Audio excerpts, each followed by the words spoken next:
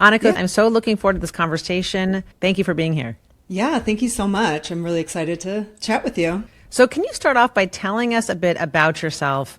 What was the work that you did initially, and what led you to start thinking differently about technology and children? Yeah, I've actually always limited tech in my family because I'm on the periphery of the tech industry. So I'm actually, ironically, a veteran social media marketer. I've been doing this since 2007, so I understand the psychology behind keeping people on their devices longer to sell ads. So this is just something that I've always known about. And then also, I am a former PTA president. I'm a college instructor, so education is also a really important part of where this all comes from. But I think most importantly, I'm a mom. So as we all do, I struggled with managing problematic tech use in my own household. So through working with mental health support, our family therapist, I discovered that there really wasn't anything out there targeting kids that would teach them what's going on in their brain in a kid way. So I got together with my co-founder, Bethany Barton, who's also a best-selling children's book author, and she'd already been traveling the country, science communicating to kids because her books are all about STEM topics. And first we started with a video to explain the concept of dopamine and how that works in a kid's brain as it relates to modern screen tech.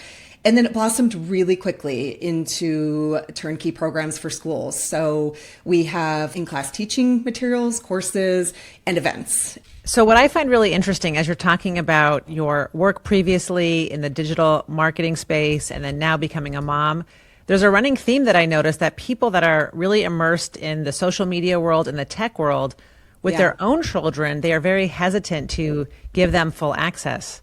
Yep. I think what you're referring to, I think most famously Steve Jobs, right? The inventor of iPhones, iPads. He didn't give these technologies to his own kids. There's many others. I think Bill Gates didn't give his kids access till age 15. Many of the others have spoken out about limiting screen time for their kids or not giving access to their own platforms to their kids. So, I mean, I think there's two things. I think we all just know that this is inherently adult technology. And I'm talking mostly about social media and smartphones. We could get into the nuances of that. So I think that's the first thing. But I think the second thing is just we really understand the effects of how this works on our brains. And this is intentional by design. And so we know what these platforms are doing to adult brains. And so I think we all very naturally question if we know what this is doing to adult brains, it must be even worse for kids with developing brains. And now we have lots of evidence to support that as well. But I think it's just what you said. I think when you know too much, when you know about it, it just becomes a no-brainer to limit. So I think it's probably as simple as that. We know it's adult technology, and because we understand the mechanics, it makes it really easy for us to make that choice. And as parents, I think we're in the stage of, well, we know, but now what do we do about it? How do we get to that next phase? So especially when the habits have set in, right? Yeah, I think you're right. And I think parents do know that it's not great time spent, but I think there are many reasons for this. One, I think it keeps our kids busy. It keeps us from having to control fights. The kids are quiet. Sure. They're entertained. I think the kids are happy, or they seem happy. And I think also it's hard for us to battle with our kids. I think once the screens are off, they ask for them more and more, and it's much easier to give in than to say no. Sure. I think giving into technology becomes easier for us. Yeah. I think there's a lot of truth to all of what you said, but I would touch back on a couple points. The kids are happier. Well, maybe they're happier in the moment, but maybe I can get into some of the brain science a little bit, but we've all probably had that after screen meltdown, right? So are they really happier? I don't know. They are happy in the moment, but I get it. Like, we all use it as a babysitter, and I give parents a lot of grace. So what we focus on is, technology is here. It's not going anywhere. So just how can we make better choices with that time, right? How can we pace the media, right? So that hopefully we keep our kids happy and healthy and safe, right? We do try to focus on that because it's just not fair. It's not a fair fight for any individual family to go up against thousands of engineers on the other side of these platforms. Yes, it sounds like you're coming at this from a realistic perspective and with realistic solutions. Yes, and I hope, and this is something that I get a lot of good feedback on all the time, is that we really try to strike a non-judgmental tone, right? Because that, first of all, doesn't work. Second of all, we're all struggling. Even those of us that are experts in this field are struggling. It's just not easy. So, I would just say to parents to definitely not beat up on themselves. And we all do it, but let's all maybe learn how to just make better choices for our kids. And that makes digital parenting easier when you do that as well. Yeah. And I agree, this is definitely an uphill battle. And you alluded to the fact that there are evolutionary reasons why too much screen time can be habit forming and inevitably harmful for kids. So I'd love to ask you about dopamine, because this word gets thrown around a lot, and dopamine addiction and too much dopamine. Yeah. Can you give parents an easy explanation for what is dopamine and what does it do for our brain? And also, why is it so bad for the brain to have too much dopamine? Yeah, so I think you're right that it's one of those terms that has been thrown around and almost become scary or something that we worry about, right? But it's actually not a bad thing. It's actually a very good thing. But I think the simplest premise that we can start from is this idea that technology has just evolved faster than the human brain. So dopamine, it's been part of our wiring since our ancestors were hunting and gathering on the savannah. So, and you get it by accomplishing, learning, discovering something new. You get a little reward in your brain. So it's a survival mechanism. So before technology, our ancestors got dopamine from survival things. So eating, drinking water, socializing. So these were things that helped them to survive. And the other thing that's really important, and it's in all of our materials to kids, to parents, is what's called the pleasure-pain balance. This is from Dr. Anna Lembke's work. She wrote Dopamine Nation. So we teach it to the kids as a feelings teeter-totter. So pleasure and pain work like a balance in our brain, and that balance wants to remain level. So it's homeostasis, right, in the brain. So what happens though is when that balance tips really heavily towards the pleasure side. So that's what you described earlier, right? Like the kids are happy playing their iPad or whatever. So they're getting lots and lots of dopamine. They're feeling really good. But the problem is that after response is going to tip back to the pain side. So that's, kind of your meltdowns also, they say, are kind of tied into the withdrawal aspect of it. But it's going to basically feel worse before it gets better again. And if you do nothing, your teeter-totter will level out naturally on its own. But what happens is, we build up a tolerance, and then we need more and more of that activity to basically feel any good at all. And so that's where I think a lot of the struggle of the parents comes in, because that device, whatever it is they're doing, becomes the only thing that gives their kids enough dopamine to feel any good at all. And that's where the kids kind of want to stop doing anything else, right? They don't want to do sports. They definitely don't want to do homework, right? Those things require a lot more effort to get the dopamine. So it's just important to remember this is the way we're wired. There's a really good quote, we're cacti in the rainforest. When you think about the metaphor of that, it's just so true. Everything in our modern world gives us lots and lots of dopamine. So we almost have to limit it ourselves to stay healthy. And I'm very willing to acknowledge myself. I feel very drawn and addicted. I want to use the word addicted lightly, but I feel basically addicted to my cell phone. When I wake up in the morning, I pick up my phone. Sure. Before I go to sleep at night, I look at my phone. And these are all habits that admittedly I really want to break and get better at. And I worry for my kids because I didn't start having a cell phone and social media until fairly recently in my life. Yeah. Where teenagers, their brains are developing. The habits that they set now are going to likely be the habits that they want to do when they're older, and they're going to be harder and harder to break. The more time they spend on them, the more habituated they are to picking up their phone. And I find that frightening. Yeah.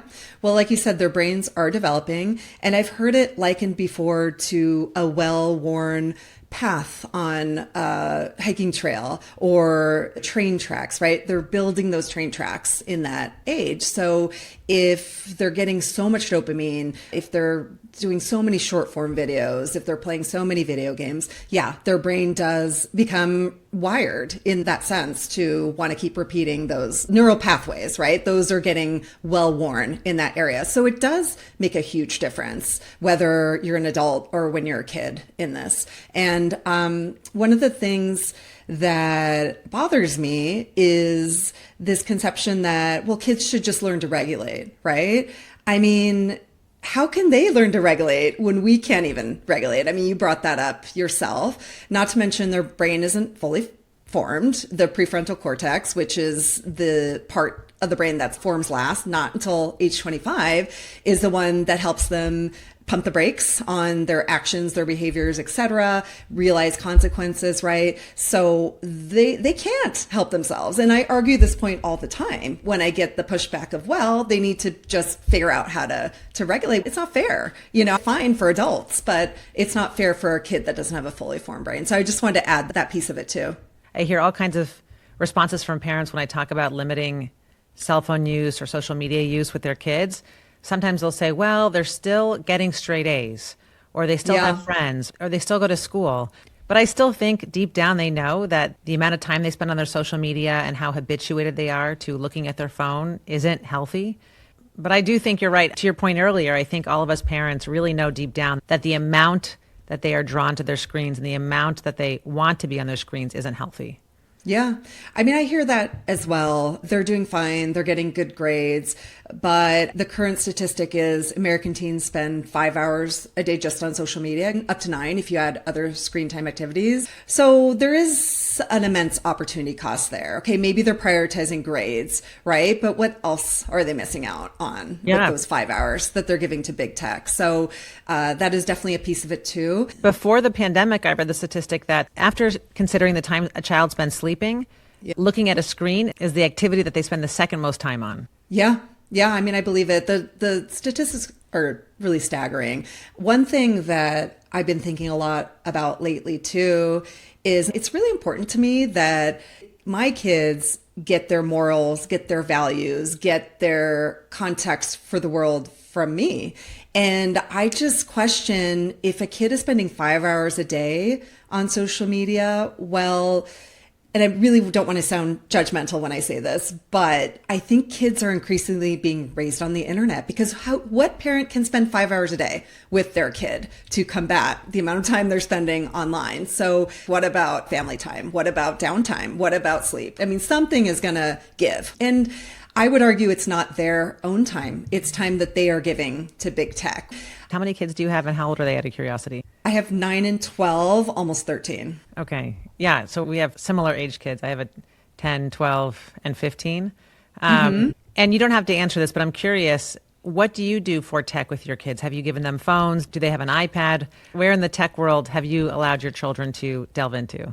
Yeah, no, I'm happy to talk about it. I'm probably going to sound crazy, but I don't care. My kids have never had iPads. So it's not that I'm against iPads. I mean, first of all, they're a bigger iPhone. So let's just say that because it is. I understand it's better because it usually stays in the home and there's time limits. It's not the supercomputer in the pocket. But for me, I've never liked the wide open nature of iPads. Too much choice is stressful. And for me, I always say less is more, later is better. So I prefer technology that's a little bit more locked in, where iPad is just all over the place. You can go between different apps. You can download new apps. And also a couple more things to add. I do feel like even though they're less likely to leave the home, they do leave the home and they do travel with the child from the living room to the bathroom, from the living room to the bedroom. And in addition to that, it's more individual screen time as opposed to watching a TV show together with your sibling where it might be a more bonding activity. That's right. Usually on the iPad, you're looking at it all by yourself. Yeah, and that's one of my tips. And on the DopaMind site, you'll find a free printable for parents. It's called Media Rules of Thumb. So there's kind of like a good, better, best. So synchronous is always better than asynchronous. So in other words, a phone call is always, or FaceTime is better than a text, right? Going back and forth. And then collective is always better than individual. So if kids are watching a movie together or even playing video games together in the same room, that's always going to be better than a kid on their own. So just to clarify, when you say synchronous, you mean in real time?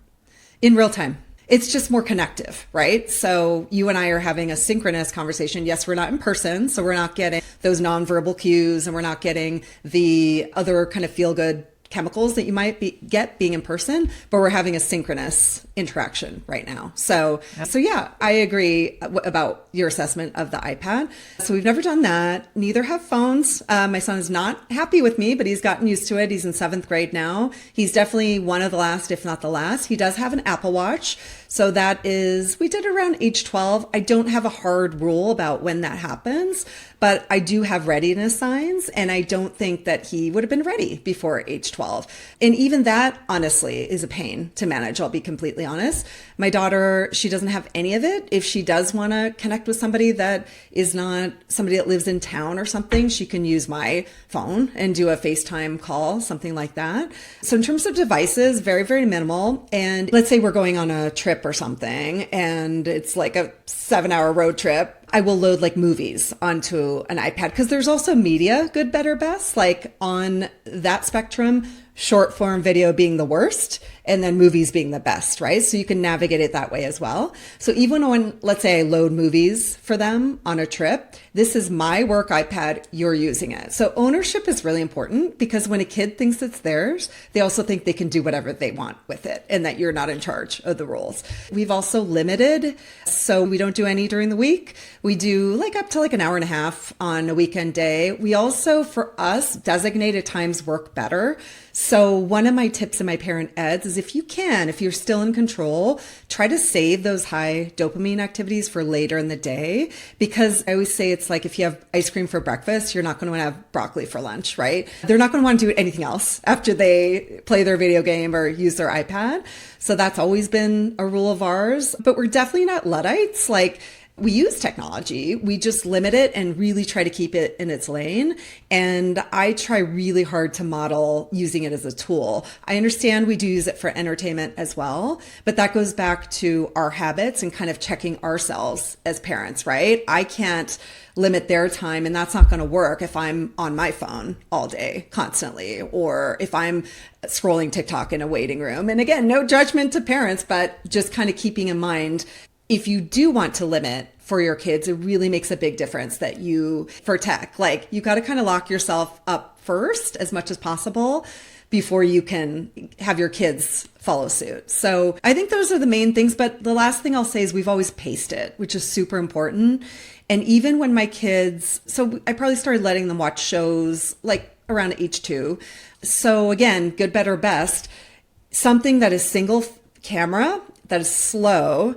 So, I mean, I love Mr. Rogers. I know it's old school, but that's where we started, because it's slow, it's boring, it's single camera. Soon as you get into those quick cuts and bright colors, and I mean, that is dopamine as well. It's really harder to then go backwards, right? So you have to kind of condition them. And again, I give the metaphor of when your babies are born, right? You give them milk before you give them solid food, right? It's kind of the same thing. So if we start with the solid food, there's nowhere for them to go. So I tell my kids all the time, I'm like, you're going to get to do all of it. If I give it to you all now, where do we go from there, right? So pacing is super important. It's just something we've always done, even when they were little, even before we knew a lot of the research that has come out, I'd say in the past few years. So, because now there's a lot of data to support this as well. And I do agree the principle of delayed gratification is really important for kids. Having something to look forward to psychologically is a good thing. I think you're right. If you give your kids everything, it takes the enjoyment out of getting something later from them. So there's nothing wrong with waiting. I do think it's very healthy to wait. It's healthy. And at the end of the day, I actually think it's easier. I know that sounds weird to say, but the more you give, the more you have to manage, right? So we always say, if you're going to give an app, make sure you download it and understand it, right? If you're going to give them a game, make sure you understand how the game works, right? And everything you give, there's management that goes along with it. So my son now is able to group text, which is not my favorite thing. It is a closed version of social media. There's tons of issues that arise from group text. But part of the agreement of him getting the watch, which by the way is my watch that he uses, so that was an interesting distinction, is that I'm going to review it. So I'm going to look at it periodically and just make sure everything's good. Everybody knew going in, there's no privacy violation because we said that ahead of time. But I will tell you, just that alone is so much work, scrolling through all those and checking for things and making sure it's good. And there's tools that will help you as well. We work with Bark, so software is pretty good at catching, but it's more major things where I'm catching things that I think deserve conversations that are beyond kind of the really scary things. So that's just one example. But yeah, again, I would say pacing actually does make your life easier in the long run. One roadblock that I'm coming across with my kids, because I talk to them a lot about why I want to delay tech, and they understand that. However, the social component I find to be tricky because my son recently, he's been really asking for an iPhone. He's in 7th grade and he knows it's something that I prefer to wait until 8th grade. I've told my kids, I know Jonathan Haidt recommends waiting until 16. Honestly, my preference is going to be to wait till they're out of the house, till they're adults. Because I find social media, for many reasons, I do think it's not a good time spent. So I'm going to encourage them to wait till they're older. But the tricky part is, my son wants to be social, and I want him to be social. I want him to be able to spend time with his friends, and they all connect on the iPhone. And he told me that because a lot of his friends have iPads, and the friends of his that don't have phones yet, they do have iPads, and they can text, but it's through an iCloud account. And so he wants to have an iPhone because right now he has a flip phone that's not connected to Apple devices. And if he wants to be part of the texting circle with his friends, he would either need an iPad or an iPhone. And I'm sympathetic to that. I understand that he wants to be connected to his friends and be part of the group chat. So I find it's tricky for us parents to navigate. I agree. Social exclusion is the number one reason that parents give in to any of this stuff before they're ready. So I completely feel you on that. And a practical bit of advice, we chose the Apple Watch for this reason.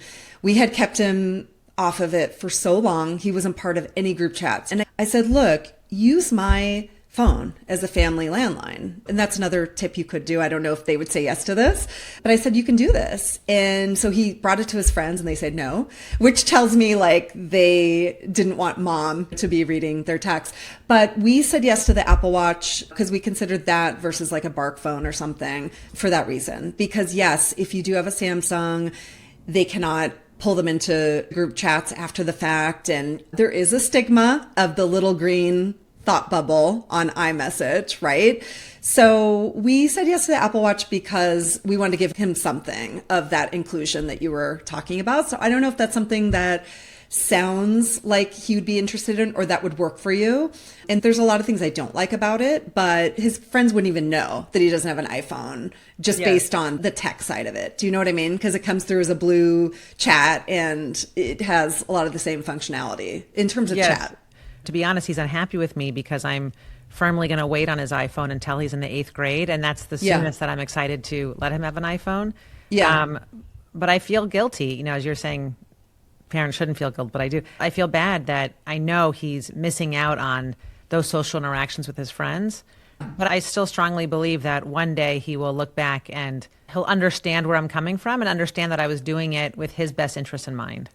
He absolutely will. I hear this over and over again. And I also, as part of my work, we work with a lot of Gen Z activists that were the first generation to grow up with unbridled use. 100% of them say, I wish my mom would have put limits. At the time, they didn't know. You know what I mean? It was techno-optimism. We know so much more now. We're so much better equipped. But I hear usually like junior, senior year in high school, kids start to say thank you. I'll be honest, for schools, they're dealing with the drama that comes in from the group text. So there's cyberbullying. There's inappropriate content. There's sometimes threats. Sometimes it can translate into real world violence. So every once in a while, something like that will come up where I get a little mini thank you. I'm not expecting to get a full thank you until way later, but it's coming. I will say it's coming. And you talked about like, what is he missing out on? I would also reframe it as what is he happily missing out on? Because social exclusion is hard when you don't have it. But from what I've talked to so many experts, so many parents about this, and the consensus seems to be it's actually harder once you get it because you can see the group text you're left out of. If you're on social media, you can see the party you weren't invited to in the form of photos and videos and likes coming in real time. So you can't win either way, but I do think it's harder once you get it. That is such a good point that it may be easier in the moment to say yes and to give in and to give them that social media and to give them that technological device. But you know that path is going to lead to more opportunities to feel anxious in other ways. Yeah. You're going to feel excluded. You're going to start to waste time and feel drawn into more games, into gaming. You're going to feel like you need to check your phone more and more. There's so many reasons why I agree wholeheartedly that it's best for your child to wait. Now, I do think it helps to hear the scary statistics that are out there.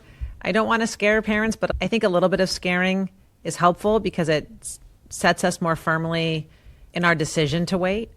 So do you have any statistics that you can share to parents about why tech for kids can be harmful? I mean, okay, so off the top of my head, I think we can talk about porn. I think most kids have seen it by age 13, and I think it's 70-something% of teenagers have seen it. So this is like having adult experiences or seeing adult things in no particular order. So porn is one of those things. It's also, frankly, very addictive. There is porn addiction. That is a thing. There's gambling addiction. There's food addiction. There's sex addiction. So for me, it's that piece of it too. When I read about the rates of pornography exposure with our kids, that's frightening to me because when I was a kid, it used to be maybe you'd stumble upon something in a magazine somewhere.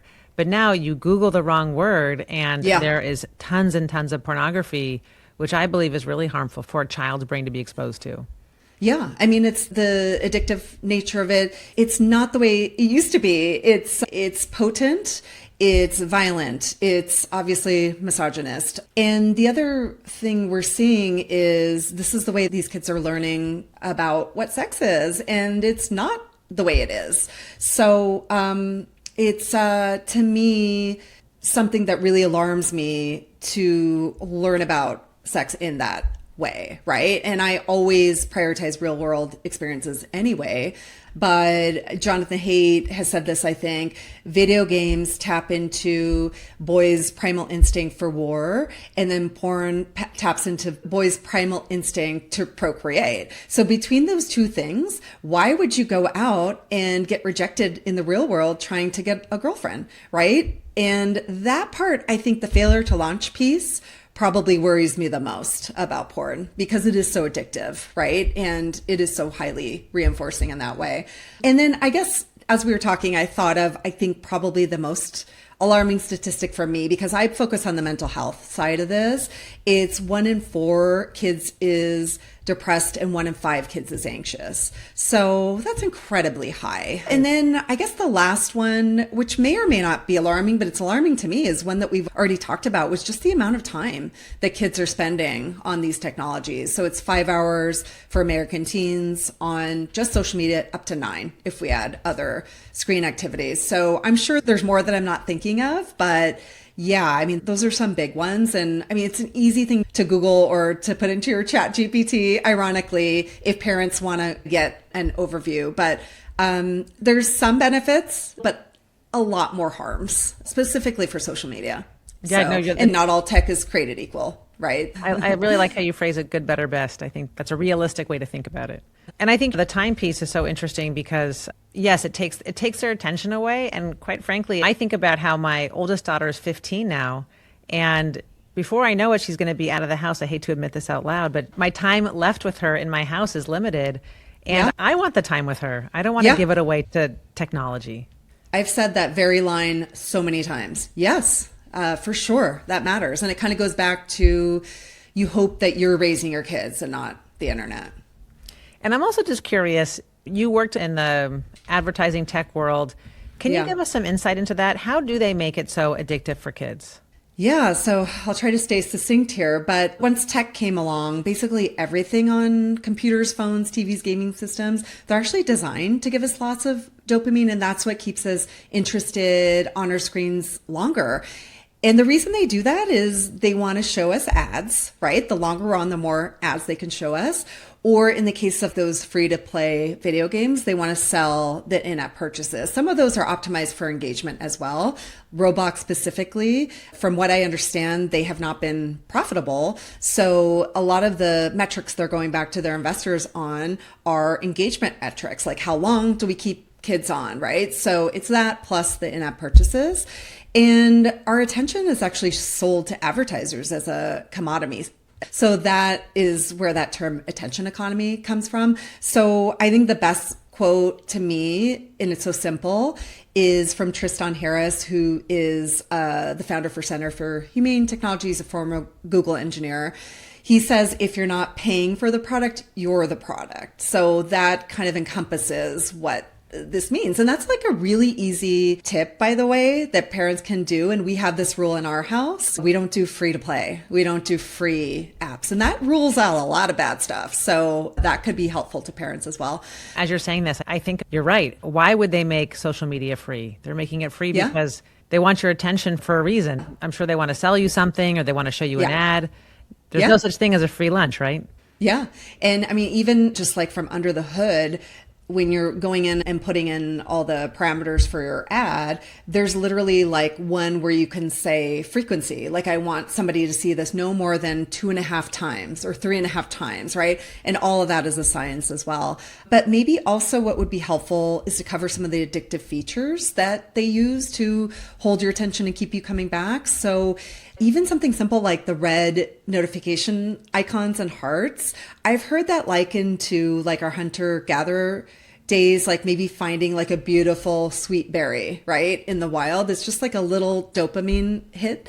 Infinite scroll keeps us scrolling longer. I don't know if you're old enough to remember when social media started, but you got to the end of your feed and it was at the time mostly your friends. It would repeat. So you knew when to stop. It was also paginated. So you'd have to click page 2, page 3. It gave us markers for our brain for when to stop. Suggested videos. So this is like a huge annoying thing, especially even for younger kids, like even for Netflix. I remember when my kids were little, having to set my alarm for 22 minutes because if I waited till 24 minutes and I went to the next Netflix show, it would be like a giant meltdown. So these are all on purpose. As you're explaining all of these reasons, I'm so guilty. The red button definitely works on me. If there's a heart, I click to see what the heart is about.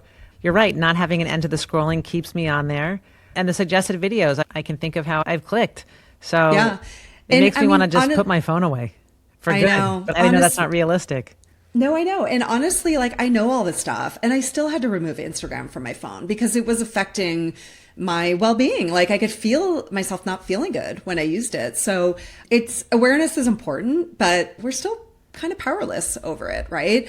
I mean, I think a big one is no stopping point, right? So those open free-to-play games, really hard to turn off because when we grew up playing video games, they had levels, they had, you could beat the game, right? And you knew you were done. It's not like that now. They're designed to be played much longer. And you can't just say, okay, let's be done at the end of this level. Kids never know when they're done. I did not realize that. I'm thinking, I haven't really played video games since I was a kid, and you could beat Super Mario Brothers, and that was the end. Yeah. And you're saying now it's not like that? A lot of them are not like that, no, especially the free-to-play ones. It's kind of like infinite. So it goes back to that thing we were talking about earlier with the iPads. I prefer tech that's a little bit more reined in.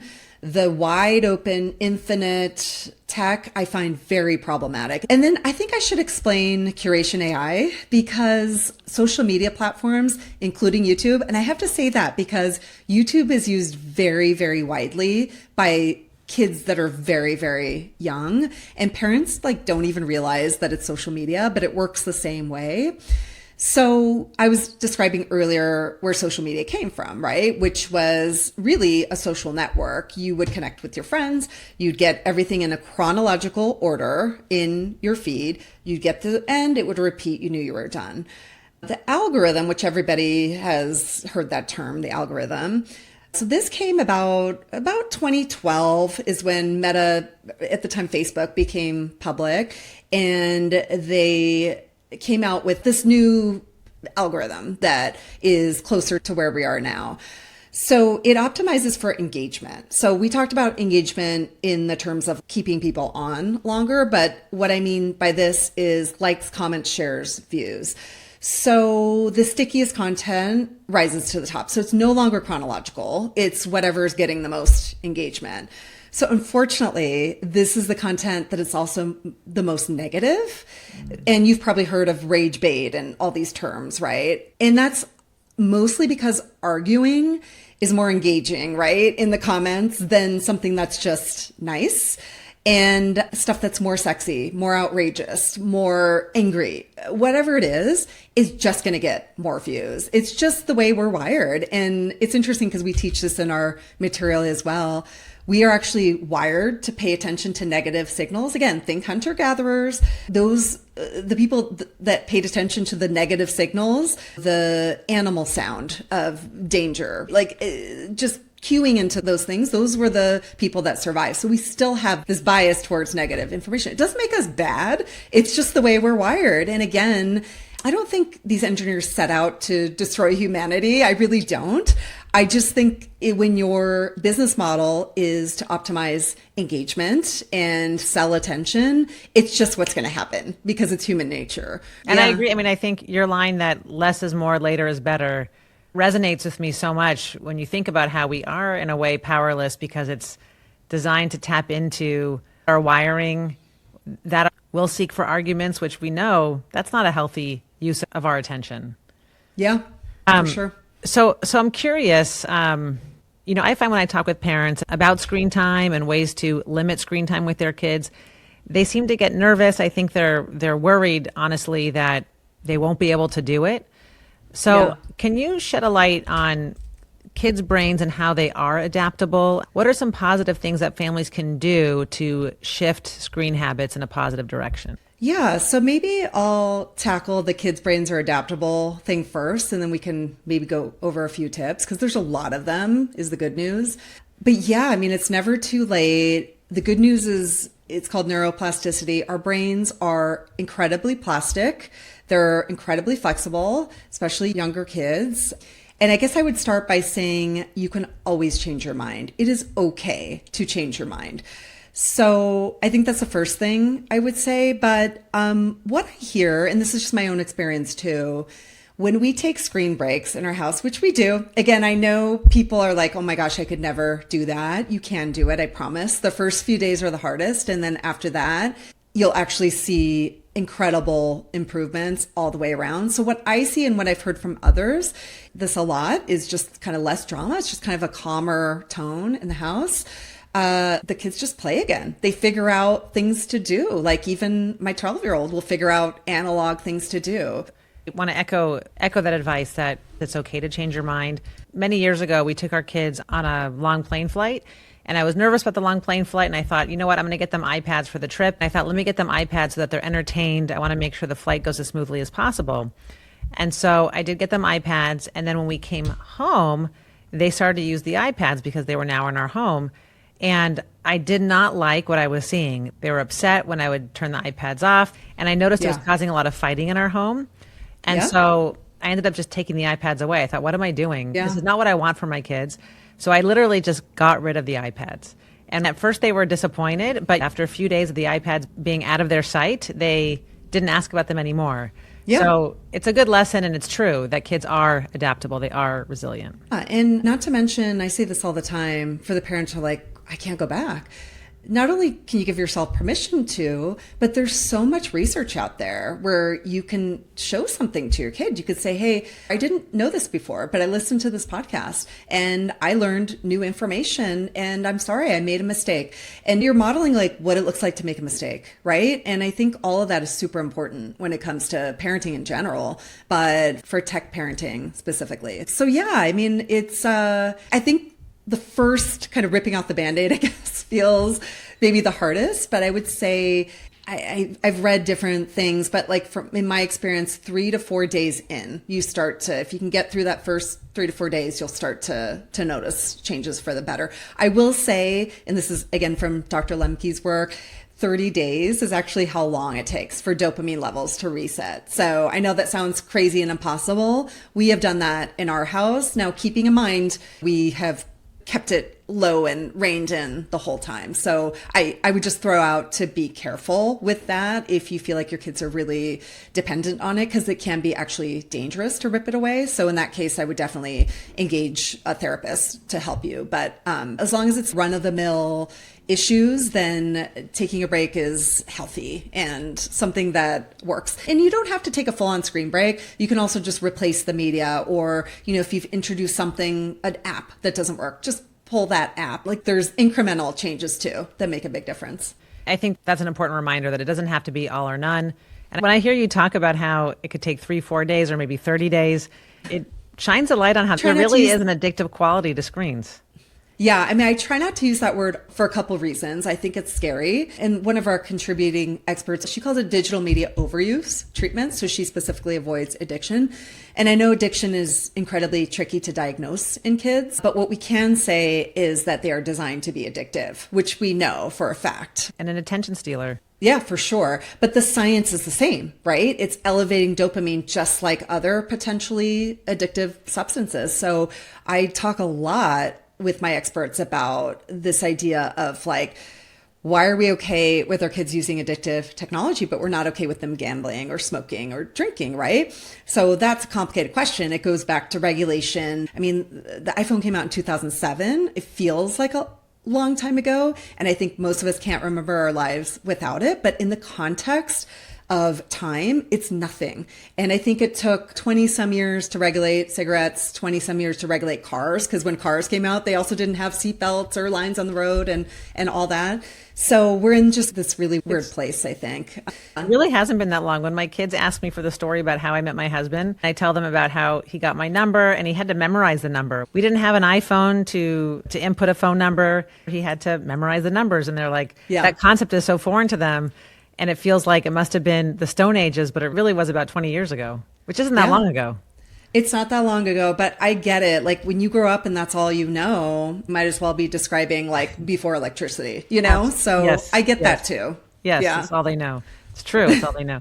Okay, so for parents that have been listening and now feel overwhelmed or may feel a little guilty about their child's screen time use, what is a message that you would want them to hear? I think the number one thing I would say is it's not your fault. It's just not your fault. It's not the individual's fault or the kid's fault. It's not your fault as a parent. It's not school's fault. It's none of it.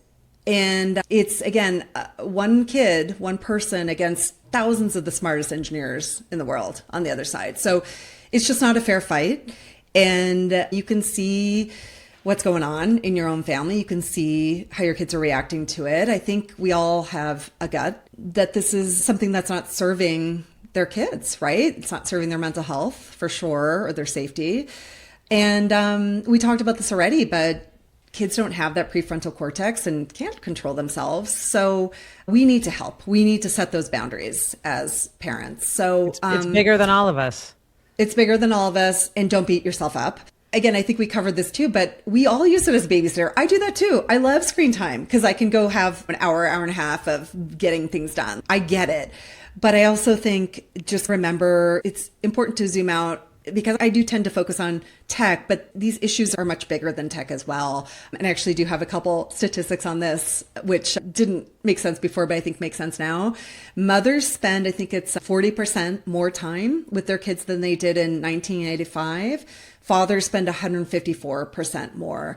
So what that means is we're exhausted as parents. Like, in just the last generation, millennials maybe, but definitely Gen X, I'm Gen X. At the time, we were expected to go out and play and then come home when it got dark, right? Probably more so in the previous generation. By Gen X millennials, it started to taper off. It's incredibly demanding being a modern parent. It's the time we spend, it's the elite sports, it's running them around to activities, and then the digital parenting. I would add that because that is a workload, right? So I guess don't beat yourself up for doing that too. And I guess the last thing I would say is it kind of goes back to this misconception that kids need the skills that tech is going to give them. I hear this argument a lot, especially in schools. But if you listen to tech leaders, if you listen to people that are actually designing these technologies, including AI, so Sam Altman, CEO of OpenAI, is part of this. They're all saying the same thing, which is yes, at some point, they will need to be good with AI tools, but what's really going to set them apart are the human skills. So adaptable, empathetic, resilient, able to think critically. And unfortunately, these are the things that these devices are actually hindering. So don't be afraid to hold back or push back for that reason, because it's just not true. When people talk about AI and how they may take our jobs in the future, the one thing that AI cannot replicate is actual human connection, actual human social interaction. So you're right. That's another reason why we don't want to take that away from our kids. For sure. And everybody's struggling. Even us experts are struggling at home. And one thing that I discovered really early on when I started thinking about DopaMind is it's everybody's dirty little secret. Not so much anymore. I think people are starting to talk about it. But when I started to talk to other moms, they're like, oh my gosh, you're struggling with this too, or that's going on in your house. It's all of us. So now I would love for you to tell me about DopaMind. First of all, I'm so proud of you for being proactive and trying to find solutions to this tremendous battle that we're all fighting. So what is DopaMind, and what do you want parents to know about it? Yeah, so DopaMind's a nonprofit organization. We're 501c3. And our mission is teaching primarily kids, super important because we want the kids to understand what's going on, but also their caregivers, parents, even teachers, about how to navigate modern technology. And I think most importantly, to empower them to make their own brain healthy media choices. So we've created turnkey programs. So we work inside of schools, for example, where we have like turnkey courses and teaching materials, but also events. So for schools, we usually do like a kids assembly, a parent ed panel event, for example. And I think what makes us different, because there's so many other orgs doing great work in this space, is that we are rooted in that easy to understand brain science and the social emotional learning. So your kids will learn all the stuff that we covered just very briefly today. We go over the evolutionary aspects. We go over the dopamine and kind of how all that works in your body. And we want them, our focus is understanding the relationship between tech and mental well-being. So there's a lot of orgs doing great work in digital citizenship and media literacy, things like that. Our sweet spot is really on the feelings. Why do I feel not good when my mom takes my iPad? That's what we really want kids to understand. And then we also really want them to be good critical thinkers about tech. We always try to say that tech is not bad, but are you in charge of the tech, or is the tech in charge of you right now? And there's really brilliant ways we can do that, because my co-founder is the one that really brings a lot of this to the table, which is through analogies. We use like the food metaphor a lot. You know, we talk about sugar being like a sometimes food, but you're not going to feel great if you have sugar all day. So we're pretty good at communicating to kids in a way that is accessible, but also fun. And then the last piece of it is just putting out content for parents. And I know it's really ironic that I'm saying this, but through social media, because that is where people are, they can get tips, they can get the latest research, they can get interviews with other experts and maybe tech news, things like that. And we kind of think of ourselves in that sense as curators of that, because there's so much information. It's complicated, it's conflicting, it's overwhelming. So we try to stay pretty neutral. Like I've given some of my opinions today, but like DopaMind in general, we really try to keep it straightforward in tone. And you have resources for all ages and families and schools, correct? Yeah. So if the website is dopamindkids.org, I think that's a good place to start. So social, we absolutely do not post content targeting kids or teens at all. So social will just be for the parents and the teachers. So that's at DopaMind Kids. We do have online courses. So if you're a parent and you just kind of want to get a handle on digital parenting, we have elementary right now, but hopefully middle and high coming. It'll take you no more than 30 minutes. And it's just a couple minute videos at a time. We're teaching them about the dopamine. We're teaching them about the pleasure pain balance. We're teaching them why kids need to play in person, why boredom is good, why how light plays into it, right? So it's much more, I guess, I don't want to say straightforward. It's really just giving them a foundation of knowledge rather than scaring, because I think like there's plenty of other resources if you want to be scared, right? So that's really more for the parents. But for the kids, I liken it to like teaching them the food groups. You're not telling them what to eat, right? You're kind of telling them how it works. Or if they're older, like to sex ed, right? Like we want to kind of teach them the mechanics of how all that works, hopefully before they embark on it themselves. So it's so true, because one thing that I think is that we all inherently want to be healthy. And it's true, if you teach your kids about why you don't want to have sweets all the time, if you educate them, they on their own want to make better choices. Yeah. Empowering kids is number one. Kids are smart. If you give them the information, they will know exactly what to do with it. Is there anything else about DopaMind that you want to plug? I would just say, like, let's say you want to do something, right? You want this in your community. For kids, you can bring us to your school. There's like a click button on our links and resources page. So it'll pop up an email to introduce us.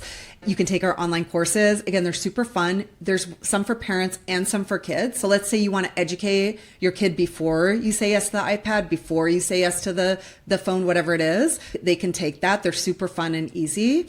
And we just really think it's super important that they hear it from a third party and not from mom, right? So if it's coming from their school, it makes a huge difference. And then for parents, we'll do like a private event. So you can host a private event or a parent ed or panel at your school. So, I mean, those are the main things, because people always say, well, what can I do? You got to kind of step up and either make an introduction or rally your friend group around collective action. Because you said earlier, to kind of bring it all the way to the beginning, how the biggest problem is going at this alone, where if we can get kind of a group of parents together, we're in charge. We're 100% in charge. We can make a big difference and minimize that social exclusion for our kids. So, well, I'm so thankful for the work that you're doing. So many of us, we can complain about it. We can see the potential ill effects of screen time, but you're actually taking action, and in a big way. So thank you very much. I'm really impressed. I'm really proud. And I hope for all of us that DopaMind continues to grow and grow and grow. So thank you.